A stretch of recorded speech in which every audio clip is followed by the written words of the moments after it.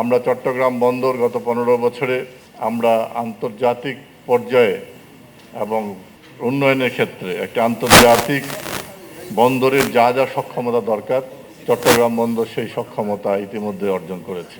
আমরা চাই যে বাংলাদেশ এই যে সমুদ্র পরিবহনের ক্ষেত্রে একটি নতুন দিগন্ত চালু হবে এবং আমি আশা করি যে আজকের সমঝোতা স্বাক্ষর হচ্ছে এটা এখানেই নয়, এটার পূর্ণতা পাবে আমি আশা করি। ইতিমধ্যে চট্টগ্রাম বন্দরের চেয়ারম্যানের সঙ্গে কথা হয়েছে, সিনিয়র সচিবের সঙ্গে কথা হয়েছে।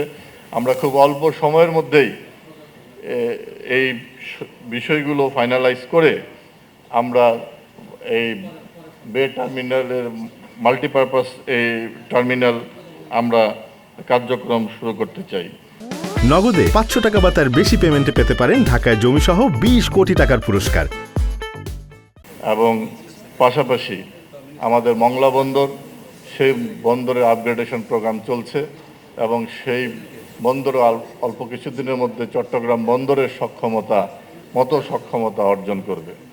আমাদের নতুন বন্দর, যেটা বাংলাদেশের বন্দর হিসেবে আমরা জানি, ইতিমধ্যেই পরিচিতি লাভ করেছে, পায়রা বন্দর। গতকালকে পরীক্ষামূলক 200 মিটার একটি জাহাজ প্রায়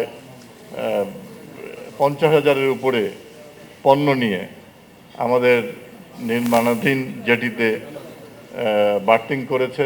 এটা পায়রা পোর্টের জন্য একটি অসম্ভব একটা ভালো অনুভূতি গতকালকে তৈরি হয়েছে।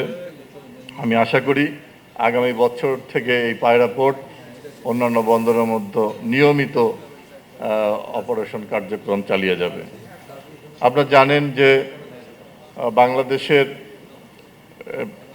এই আন্তর্জাতিক ক্ষেত্রে পণ্য পরিবহনের ক্ষেত্রে আমরা সিঙ্গাপুর এবং কলম্বোর উপর নির্ভরশীল ছিলাম।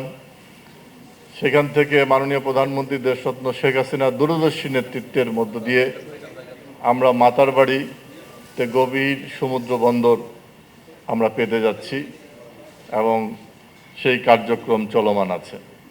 এবং এই গভীর সমুদ্র বন্দর মাতারবাড়ি যখন কার্যক্রম শুরু হয়ে যাবে তখন আমাদের এই সিঙ্গাপুর এবং কলম্বোর উপরে সেই নির্ভরশীলতা থাকবে না। এই মাতারবাড়ি শুধু বাংলাদেশ নয়, এই আঞ্চলিক একটি হাবে পরিণত হবে।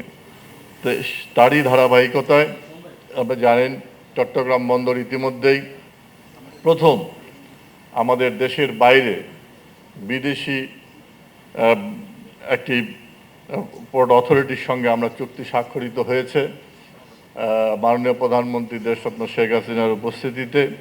সেটা পতেঙ্গা কন্টেনার টার্মিনাল, সেটা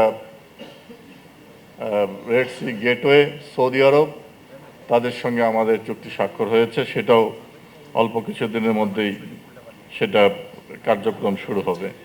এবং এরই ধারাবাহিকতায় আজকে আমরা যে বে টার্মিনাল, যে চট্টগ্রাম কর্ণফুলী চ্যানেলে আমাদের জোয়ার ভাটার উপর অপেক্ষা করতে হতো, আজকে বে টার্মিনাল যখন হয়ে যাবে আমাদের 24 ঘন্টা জাহাজ সেখানে আসা যাওয়া করবে।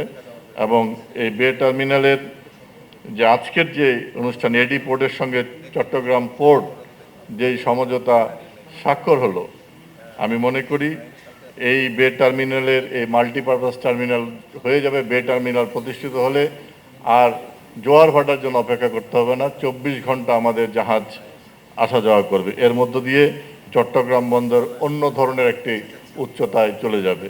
এই বে টার্মিনালের সঙ্গে ইনল্যান্ড ওয়াটারওয়ে এবং রোডস এবং রেলওয়ে কানেক্টিভিটি থাকবে। কাজেই এখানে পণ্য পরিবহনের ক্ষেত্রে সেখানে একটা ব্যাপক সুবিধা অর্জন করব আমরা। কাজে এই যে শুধু এডি পোর্ট নয়, আমাদের জানালা দরজা খোলা আছে।